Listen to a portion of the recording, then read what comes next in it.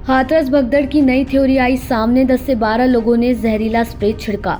भोले बाबा के वकील एपी सिंह ने किया दावा। अब क्या है पूरा मामला, आइए जानते हैं। जी हां, भोले बाबा के वकील एपी सिंह ने सत्संग के दौरान कुछ अनजान लोगों पर भीड़ के ऊपर जहरीले स्प्रे छिड़कने का आरोप लगाया है। वकील एपी सिंह ने स्प्रे कैन से निकली जहरीली गैस को मौतों की वजह ठहराया है। भोले बाबा के वकील एपी सिंह ने क्या दावा किया है, आइए जानते हैं। आपको बता दें कि 2 जुलाई को हाथरस में नारायण साकार हरि और भोले बाबा सत्संग मची भगदड़ के बाद 120 से ज्यादा लोगों की जान चली गई थी।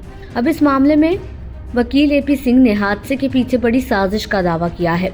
उन्होंने बातचीत के दौरान बताया कि 2 जुलाई को हाथरस में हृदय विदारक घटना हुई, वो महज घटना नहीं है, इसमें एक सोची समझी साजिश थी। एपी सिंह ने दावा किया कि ये साजिश भोले बाबा को बदनाम करने के लिए थी। ये साजिश और भी ज्यादा नुकसान पहुंचाने के लिए रची गई थी। वकील एपी सिंह ने दावा किया कि सत्संग की जगह पर एक स्कॉर्पियो दिखाई दी थी। स्कॉर्पियो से 15-16 लोग उतरे और पंडाल में मौजूद लोगों पर जहरीला नशा स्प्रे छोड़ भाग गए। लोगों ने गमछे से मुंह छिपाकर स्प्रे किया और मौके से फरार हो गए। स्प्रे के कारण लोग गिरते चले गए। स्प्रे करने के बाद सभी लोग रोड पर खड़ी स्कॉर्पियो में बैठकर फरार हो गए। एक स्प्रे की बोतल गिर भी गई, जिसे वो उठाकर भागे। एपी सिंह ने दावा किया है कि जिस स्प्रे का छिड़काव किया गया था उससे बेहोशी आती है। एपी सिंह ने कहा कि सुप्रीम कोर्ट की निगरानी में एसआईटी जांच कर रही है। उन्होंने बताया कि पहचान छुपाकर लोग उन्हें जानकारी दे रहे हैं। बेहोश होकर जो महिलाएं बच गई हैं, अब वो बता रही हैं। उन्होंने कहा कि हमारे पास सबूत है और हम इसे देंगे। हाथरस में नारायण साकार हरि के सत्संग में हुई भगदड़ में 122 लोगों की मौत हो गई थी। मामले में पुलिस ने अब तक 9 लोगों को गिरफ्तार किया है। आरोपियों से पूछताछ में कई चौंकाने वाले तथ्य सामने आए हैं। इस घटना के कई दिनों बाद नारायण साकार हरि और सूरजपाल का बयान भी सामने आया था। सबसे बड़ी बात है कि इस केस के एफआईआर में बाबा का नाम नहीं है। बाबा के वकील का दावा है कि इस भगदड़ को साजिश के तहत अंजाम दिया गया। उन्होंने कहा कि कुछ लोग हाथ में जहरीला पदार्थ लेकर आए। अब उनके दावे पर एक पीड़ित ने जो बात बताई है वो चौंकाने वाली है।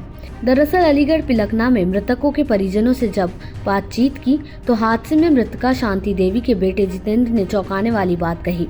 बाबा के वकील एपी सिंह के दावे पर जितेंद्र ने कहा, हमने ऐसा नहीं देखा कि कुछ लोग जहरीला पदार्थ लाए हों या छिड़का हो। ऐसा होता तो वहाँ सभी मरते। वहाँ पिंक आर्मी वाले लोग भी घायल हुए थे।